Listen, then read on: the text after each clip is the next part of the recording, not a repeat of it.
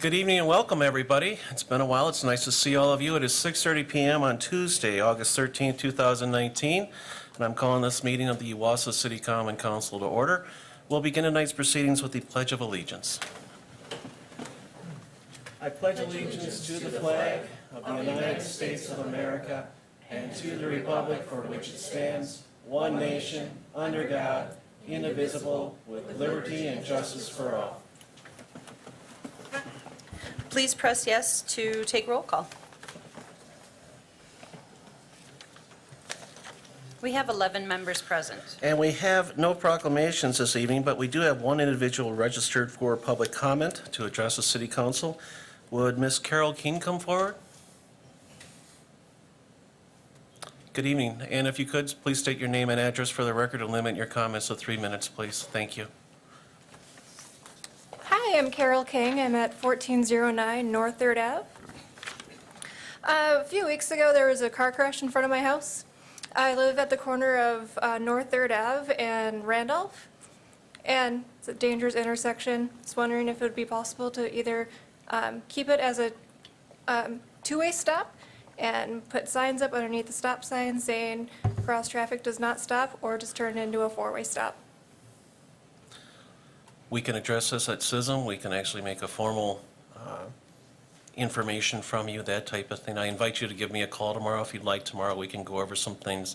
I'll share it with your older person. We could bring it forward to our Capital Improvements and Street Maintenance Committee for their consideration. Okay. Okay? All right, thank you. Thank you. Have a great night. Moving on to the consent agenda, we have two items that will be pulled. File number 190306 for CISM, a final resolution levying special assessments for the 2019 alley paving project. That's been requested to be pulled by Mr. Smith. And then file number 19-0811 from the Energy Sustainability Committee, a resolution approving the collaboration with Urban for a 2019 residential curbside recycling audit.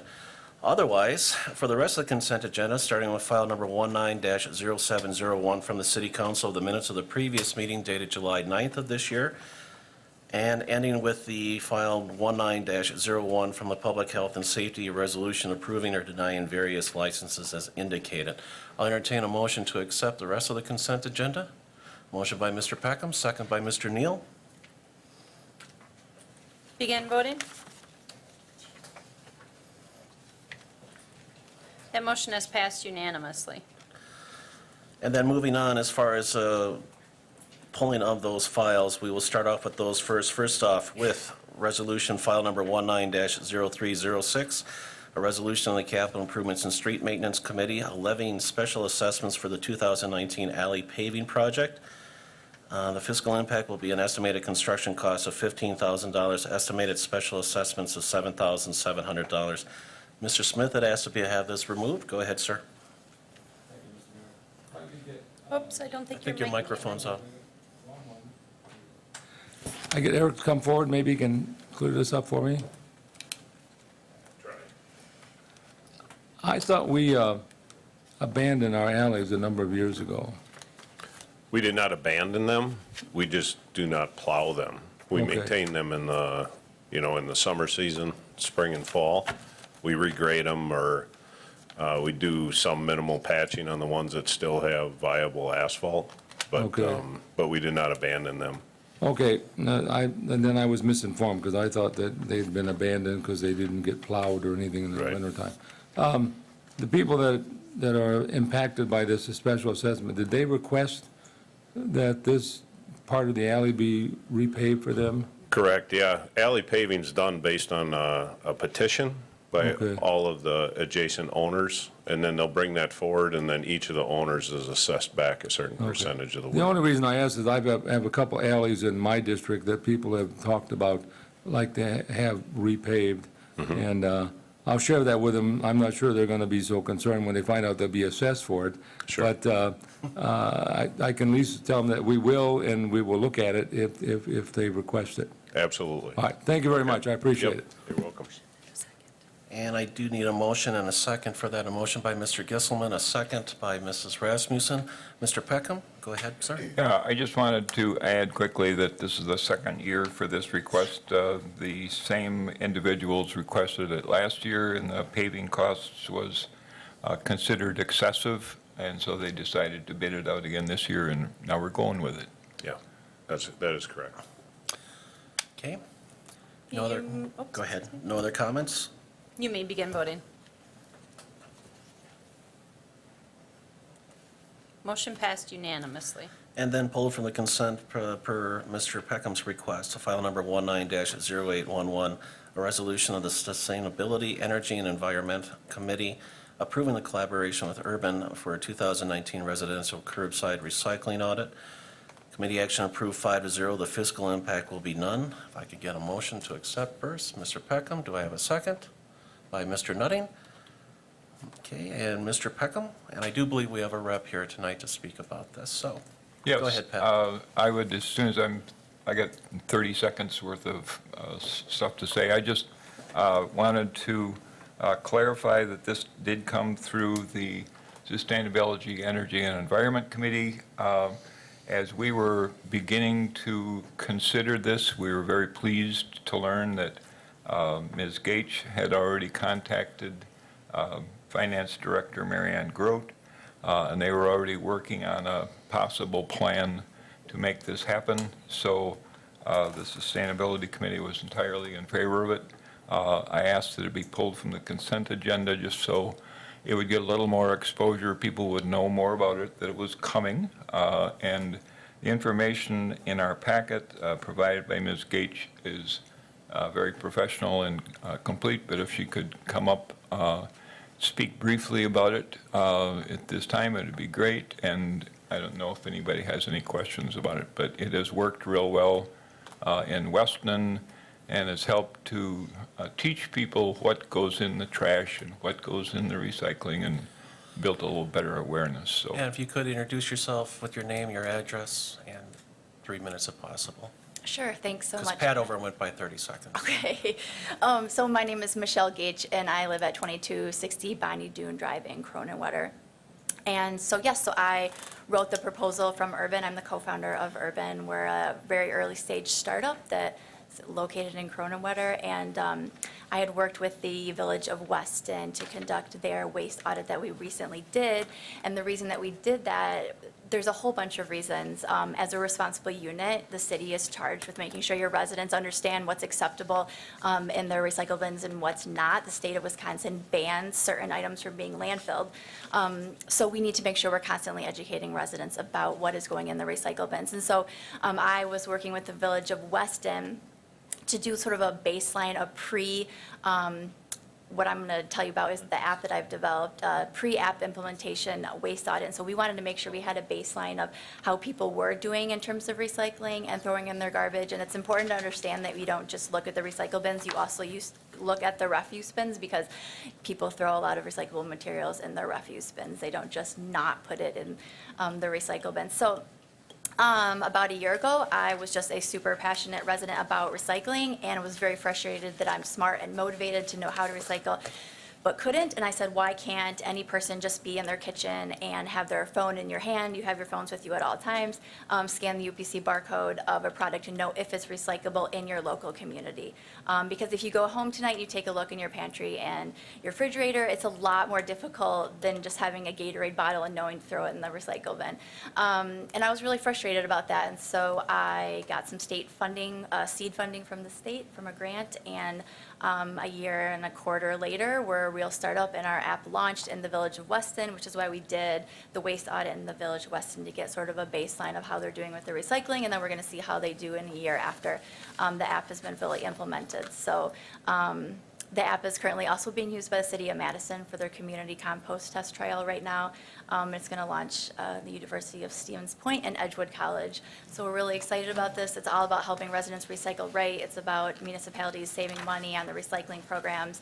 Harders is really happy to be involved. It's eventually going to save them money. And yeah, it's about the environment. It's about the economics of it. So if you have any questions, I can talk all day about it. Mr. Neal? Thank you, Your Honor, and welcome. Thank you. Thanks.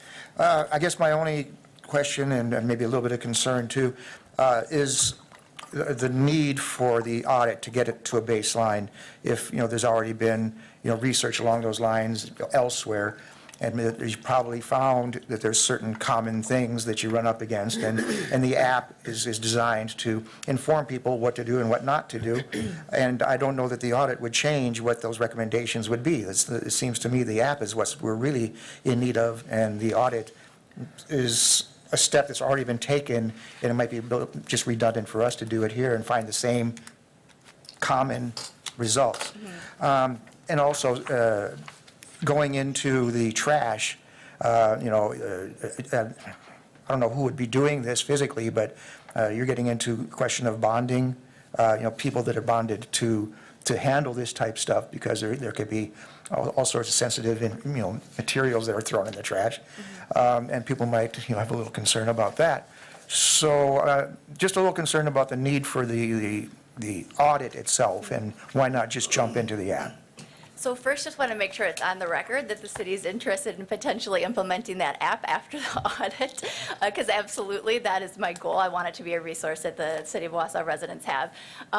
So in terms of how do we know, do we already know what people are doing wrong? And that's just not the case. So you could take an audit of many different municipalities, and there are different problems. In Chicago, it's like plastic bags are terrible.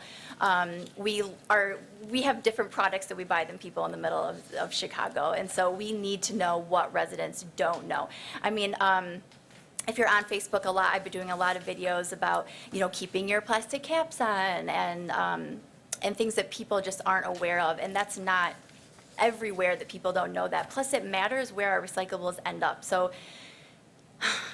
some municipalities might accept plastic bags in the recycle bins, and so you would find them in there, and that would be okay, but here that's not okay. And so again, it's just, you can't generalize about recycling. It's not possible. And so the audit is going to be really helpful. The Marathon County Solid Waste Department, and Lisa Johnson, is also really interested in the information. She's also working on sort of a regionalized communication plan to help educate residents about what to put in the recycle bin. So it's going to help her as well. And also, we are kind of partnering with Rocket Industrial, which is a Wausau-based packaging solutions provider, and obviously they help companies know what to recycle. And so we're going to have a lot of their employees come and see how people or what people do with the end life of the product in terms of thinking about the pre-design manufacturing. So there's just so much education that's going to come out of the audit that we think is worthwhile. And quite frankly, it's about 15 hours of work, and we do not dig in and put our hands in and go through everything. Letters will be sent to every individual who is going to be having the audit, so they are aware. We go out there with our gloves and our bright colored clothing, and we just kind of rip open the bag if there is one. We take a photo, we take some general notes. We are not taking things all over the sidewalk. It's pretty quick. It's about just a visual and notes, and it's pretty easy to tell what's happening in the refuse and recycling bins at that point, so. Thank you. Mr. Nutting? Thank you, Mr. Mayor. I'm still trying to wrap my head around this, but it all sounds good on the outside. But It is. what do you recommend for those who are app-free generation that's out there, people who are not utilizing that type of a technology? Would there be some manner with which to, in written form, I'm sure there's something that we're always putting something in our city newsprint, but Absolutely, and so I think for Mary Ann and her staff that also help with the recycling, that, again, it's about putting together the right education materials for residents who don't use technology like that. So absolutely, there's going to be a report written about what the findings are, and it's going to go to the Marathon County Solid Waste Department, it's going to go to the City of Wausau and Mary Ann, and from there, it's really up to the city to decide how you use the information and how you want to educate residents. yeah, because we're constantly in need of re-education, Right. reminding, and because it's too easy to toss something that is incorrect into the wrong receptacle. Thank you so much. It is. Mr. Peckham? Thank you. Just very briefly, one of the things that we can learn from this is the patterns, the differences between recycling behavior among single-family residences versus multifamily units. And what I'm hearing is that the multifamily units, a lot of times the people, sometimes they don't have as much stake in the community, and are maybe more in a hurry and they're just going to throw it down the trash chute. And in some cases I'm aware of, there's multifamily apartment buildings where the owners are not providing facilities for recycling. So I think we can learn about that and help to remedy it, get the word out more, and hallelujah. Mrs. Rasmussen. Thank you. I'm excited about this project because we know that when we switch to the carts for trash and for recycling, that just based on raw tonnage, our recycling compliance increased tremendously. And I think when you give people a container that's large enough to actually fit things in rather than a little green box that doesn't hold enough, your recycling compliance gets better and better. And yet we know that there's still a lot to do. If we drive around on trash day, you can see that sometimes people have garbage in their green lidded container, and so, they just don't use them properly, even though they come with instructions. I think we all have some house in our district somewhere that puts their recycling bin out twice a year. That obviously, there are people that have low usage that may take a long time to develop that volume of recycling to put it out, but not that long.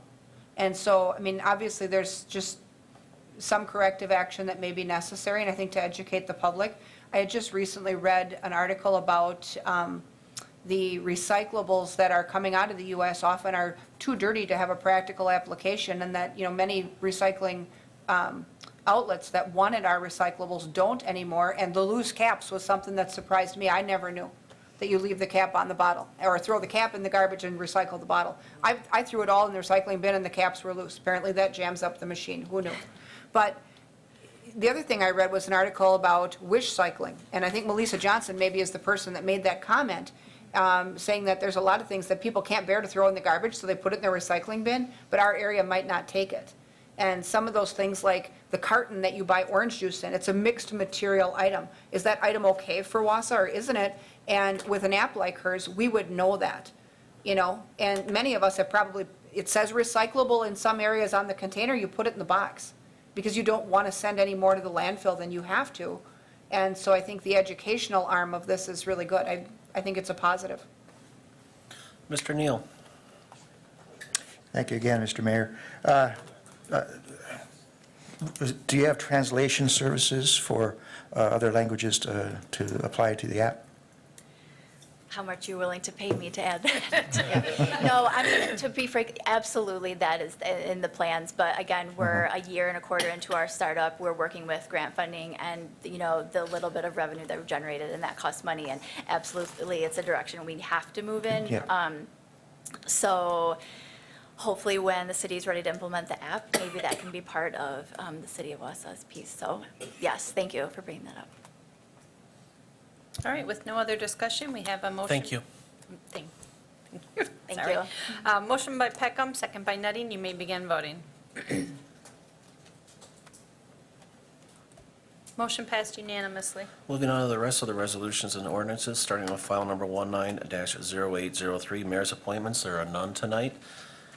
Next up will be file number 97-0404, a resolution of the Economic Development Committee, amending the development agreement with Wausau Chemical AGR Properties to set a deadline of December 31st, 2019 for the transfer of all current parcels at 2001 North River Drive, 180 East Wausau Avenue, 1940 North 2nd Street, and 2001 North 2nd Street to the city. Committee action approved 5-0. The fiscal impact will be none. I'll entertain a motion to accept. Motion by Mr. Neal. Do I have a second? By Ms. Herbst. Begin voting.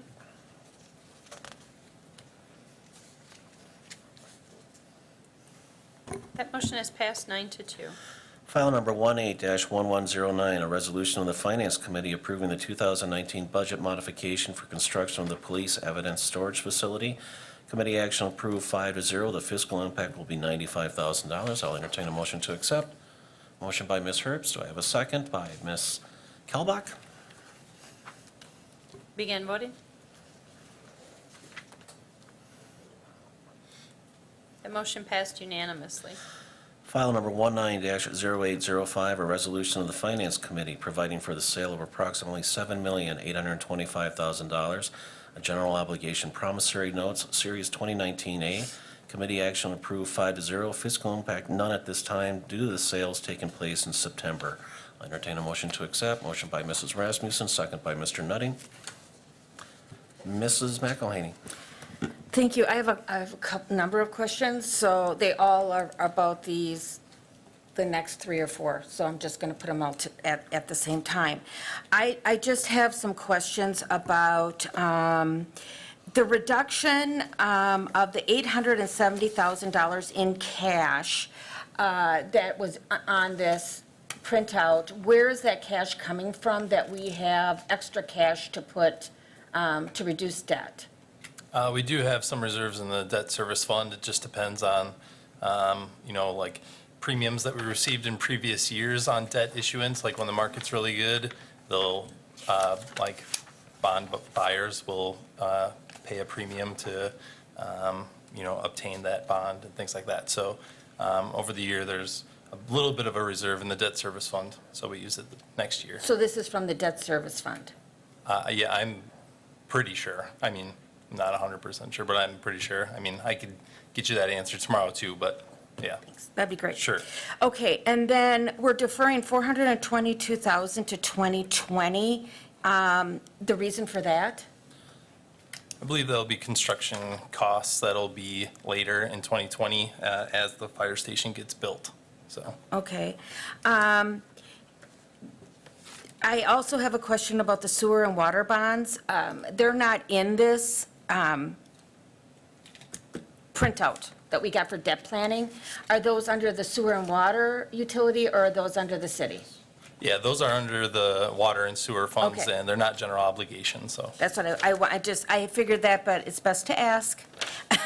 And then the only thing I just want to bring up is that our project costs for this year have gone up $831,771, approximately 6.5%. So I don't know, I know some is due to the increased costs of construction, but it worries me a little bit. I hope that we can tighten up the budget, so when we make a budget, we know we're not running over and in July doing this again. So that's my only comment. Thanks. Thank you. You may begin voting. That motion is passed unanimously. File number 19-0806, a resolution of the Finance Committee authorizing $4,870,000 for general obligation bonds for the construction of an engine house, Series 2019B. Committee action approved 5-0. The fiscal impact, none at this time due to the sale of the bonds taking place in September.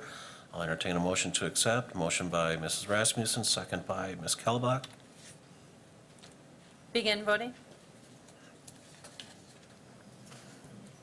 Motion passed unanimously. File number 19-0807, another resolution of the Finance Committee providing for the sale of approximately $6,530,000 for the Sewer System Revenue Bond Series 2019C. Committee action approved 5-0. Fiscal impact, none at this time due to the sale of the bonds taking place in September. I'll entertain a motion to accept. Motion by Mr. Nutting, second by Ms. Herbst. Begin voting. Motion passed unanimously. File number 19-0808, a resolution of the Finance Committee providing for the sale of approximately $2,695,000 with the Water System Revenue Bond Series 2019D. Committee action approved 5-0. Fiscal impact, again, none at this time due to the sales of the bonds taking place in September. Entertain a motion to accept. Motion by Mrs. Rasmussen. Do I have a second by Mr. Martins? Begin voting. Oops. Okay. I think everyone can vote. Mr. Neal, you didn't want to speak, is that correct? Did you want to speak?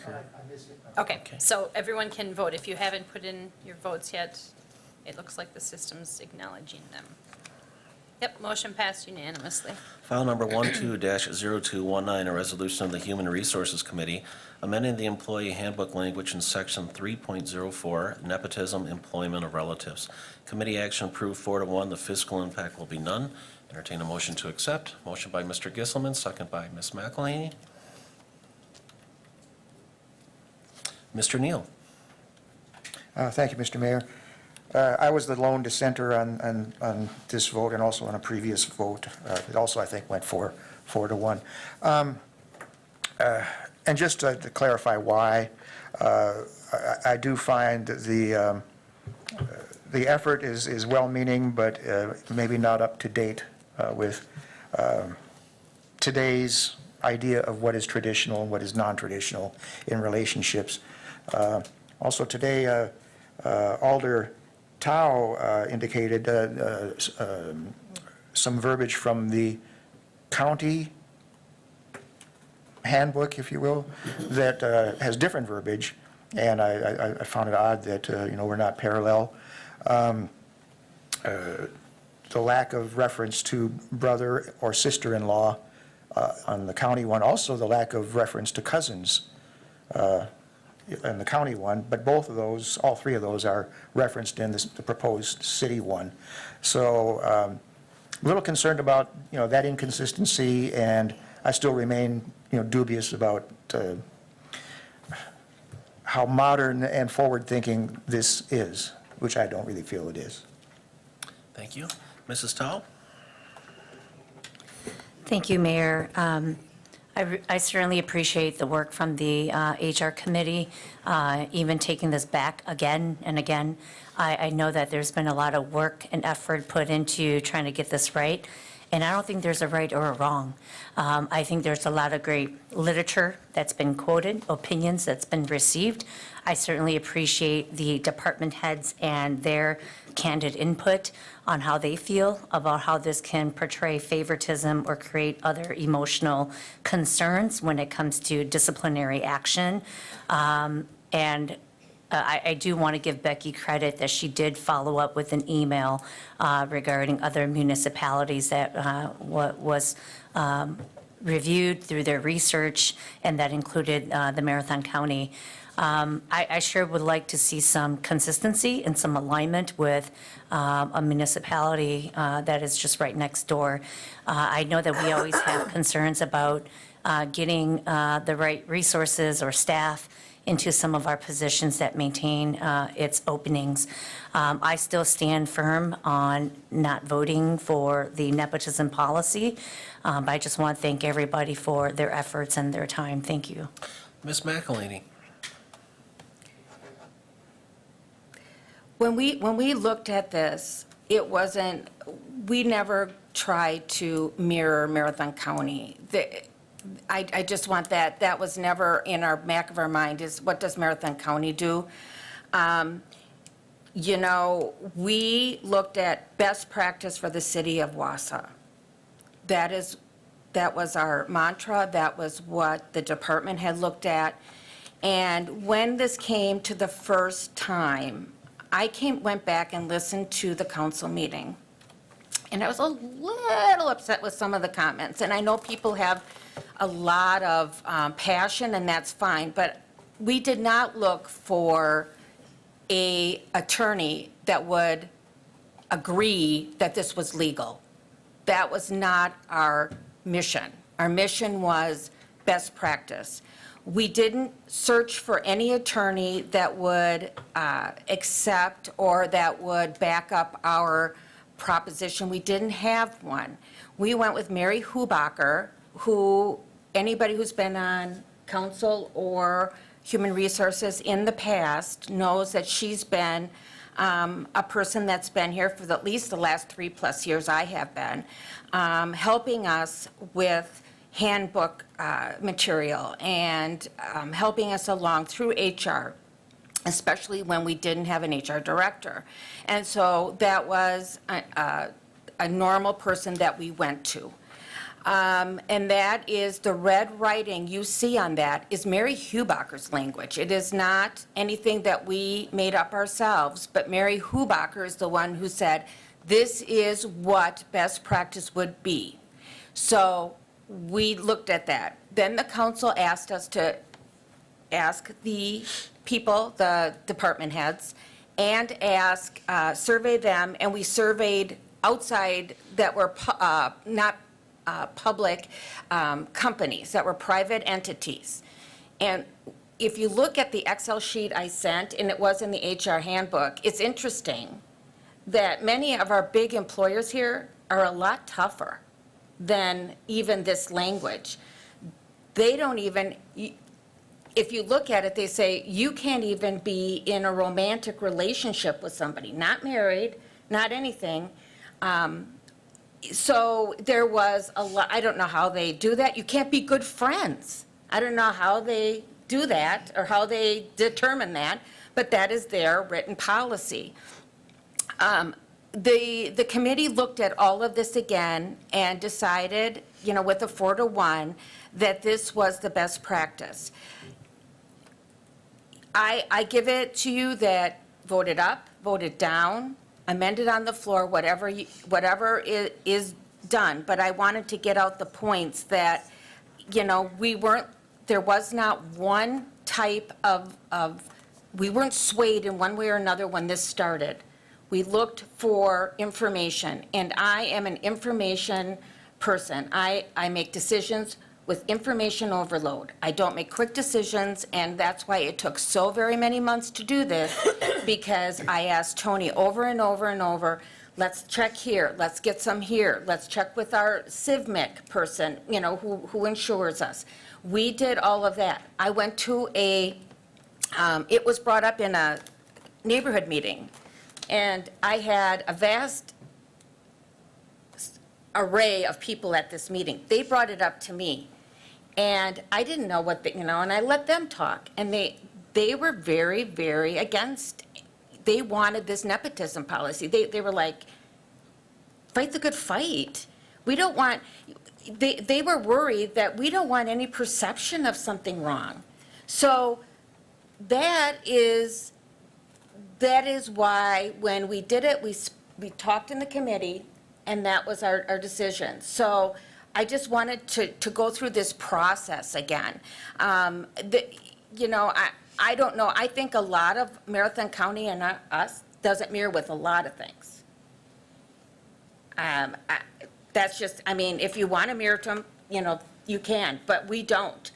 In HR especially, I checked with HR on a couple of things, not in this, but we don't mirror on a lot of things. And so we are talking, and I just want to bring up one last point. We are talking about department heads' families. We're not talking, we have people in police department that are married and working there. We have brothers that are working there. This isn't, I keep hearing that it's shrinking the employment pool. And we're talking, I don't know how many department heads, we have 8, 9? We're talking about their immediate families. So I guess I don't see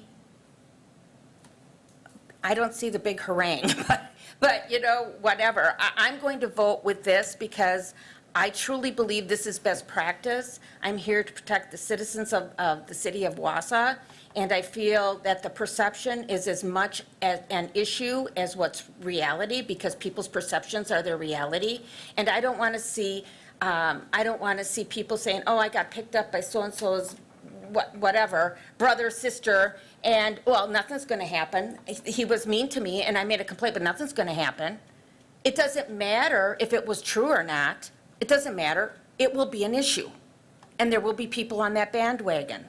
So I want to keep as many issues off that bandwagon as possible, and that's why I'm going to vote for this tonight. Thank you.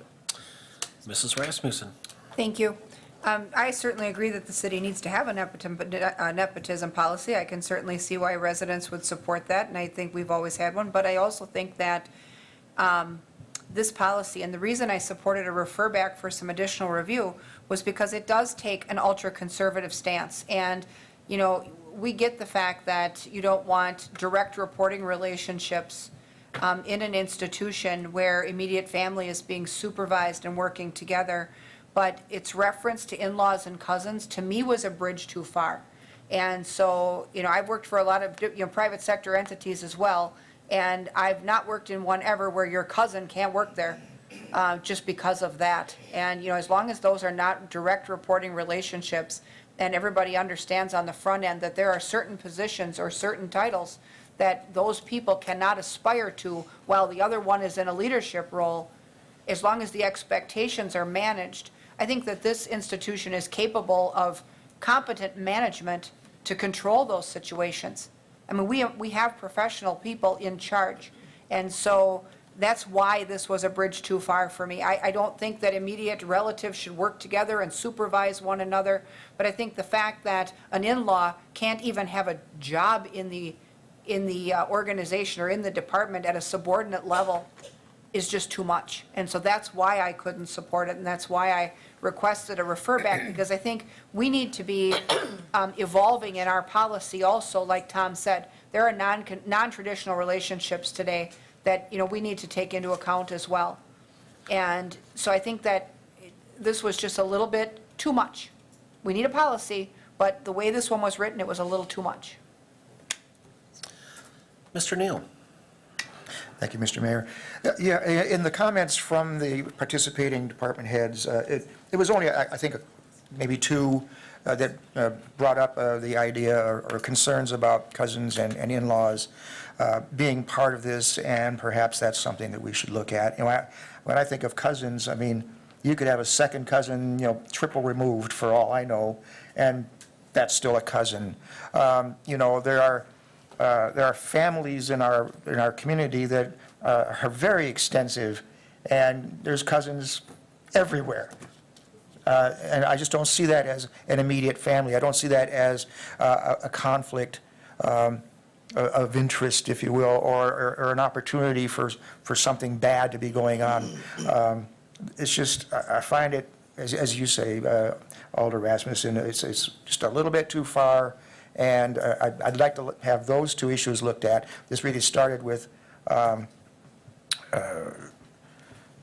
relationship where marriage made a person unhirable, whereas if they had not gotten married but maintained the relationship they had, they would have been able to work, no problem. I find that bothers me. So it's not like throw the baby out with the bathwater. It's like, no, we should not have any policy. No, this whole thing is half-baked.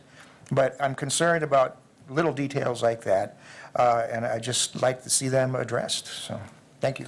Mrs. Tao? Thank you. I agree with Lisa that we do need a nepotism policy, but I do have some concerns regarding the similar comments that she made about the cousin, the in-laws. And I just want to add a couple of things that, going back to Councilmember McElhaney, her comment about where the shortage or the need to fill open positions. The workforce shortage is across the entire central region, here in central Wisconsin. So it's just not here in the city of Wausau. I truly believe that the city of Wausau can be a pioneer, that we can be really brave and step out of the box and do something different. Even though we're not the largest employer in town, I think that we can make a strong statement that we're really receptive. We trust our directors and those in roles of influence who are managing.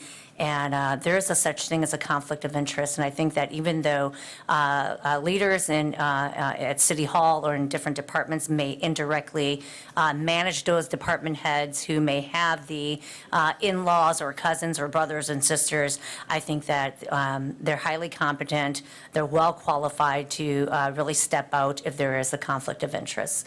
Thank you. All right, with no, Go ahead, Mrs. McElhaney, and go ahead. Or Tony, if you'd like to come forward. Sorry, I just wanted to offer one brief clarification that the cousins covered under the policy are only first cousins. Thank you. That's All our right. HR Director, Tony Vanderboom. Okay, thank you. all right, you may begin voting.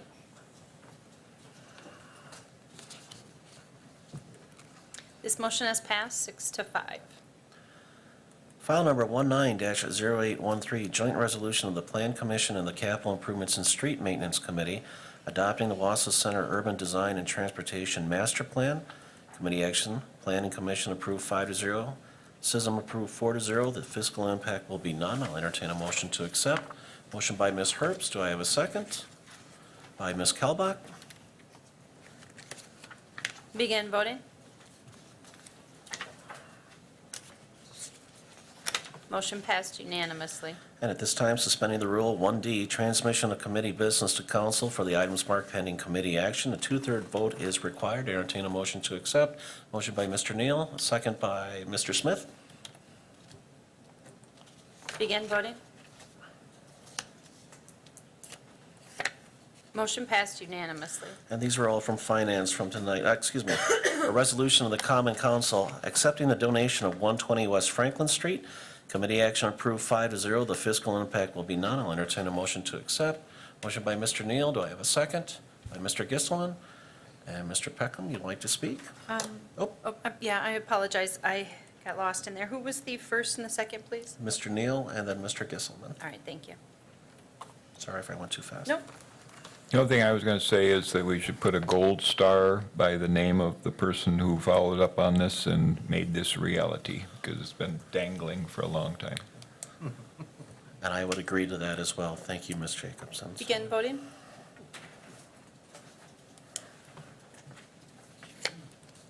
Motion passed unanimously. File number 19-0405, a resolution of the Finance Committee approving interlocal agreement between the City of Wausau and Marathon County for the 2019 Burn Justice Assistant Grant Program Award.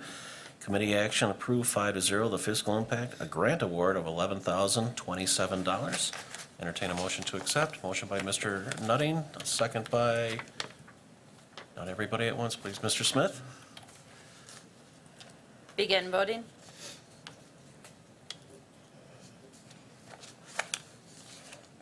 Go. Motion passed unanimously. File number 19-0814, a resolution of the Finance Committee, approval authorizing hiring outside counsel for the purpose of acquisition of 244 East Thomas Street through condemnation. Committee action approved 5-0. The fiscal impact unknown at this time with recurring cost. Entertain a motion to accept. Motion by Mrs. Rasmussen. Do I have a second? By Mr. Nutting. Mr. Neal. Being quite chatty tonight, aren't I? Thank you, Mr. Mayor. Which is your right, so. Now, I was not here to attend the Finance Committee meeting earlier today. I just, my only reference point is the packet. But it seemed odd that, the state statute states that, you cannot acquire through condemnation a property for the expansion or creation of a recreation trail. And was that covered in the meeting? Is that explained? Because it seems, why would we go up against the state statute? It sounds like, a tough one. And I believe Mrs. Rasmussen will explain Thank that you. right now. My understanding is that the parcel is landlocked, and it's necessary to go through this process because the owner cannot be located, and it's not necessarily necessary for the construction of the trail, but it was necessary for seawall repair. Was that correct? We've got Eric with us. We talked through that a little bit. They need access to fix the wall. So right now, the failing seawall, we need access to that wall. So the creation of a road coming through there, there is part of that area that's already dedicated to right-of-way. So that area will become an access road coming off of Thomas Street, not only for the construction of the new seawall, but also for the maintenance moving forward. So that's why the condemnation is coming forward. Okay. So, follow-up? If that's pretty much cut and dry, why are we needing outside counsel? Are we still going to have to fight a fight to make that happen? No, there's a certain process to go through the condemnation, so that we can dedicate, we can own the property and then we can dedicate right away to that property and then we would have access. So, like on Thomas Street, we used MSA Professional Services. We did reach out to them, but we had outside counsel already kind of trying to find the errors, and they were well familiar with that piece of parcel and stuff. So there was, financially and economically, it just seemed more reasonable to continue on with them. You're welcome. You may begin voting.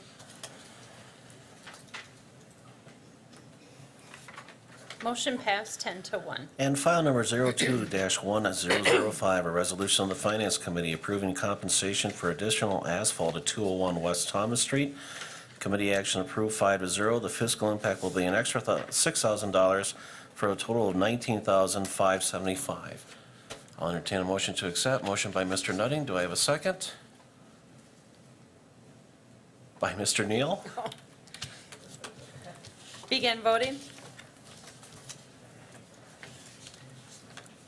Motion passed 10-1. And at this time, I'll open up to anybody in the audience that would like to come forward to speak about any items on the agenda or anything else on your mind. Now's your chance. Going once. Would anybody like to speak forward? Going twice. Any members of the public like to come forward? And a third time.